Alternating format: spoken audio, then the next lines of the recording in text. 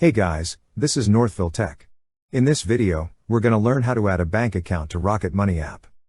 If you don't have a Rocket Money account, we will put our affiliate link in the description below for you to sign up. To start, open the app by tapping on it.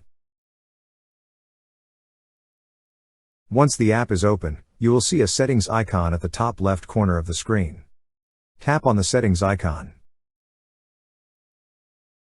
On the menu, you will see an option for linked accounts. Tap on linked accounts. At the top right corner of this screen, you will see a plus icon. Tap on the plus icon. First, select your account. Choose from the list of institutions provided. In order to connect an account, Rocket Money uses Plaid. To proceed, click on Continue. Now, log into your account.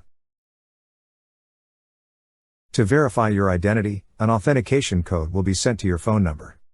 Select how you want to receive the code, either via text or call. Then click on Send Code. Once you receive the code, enter it. Then tap on Submit Code. Next, read the terms and conditions.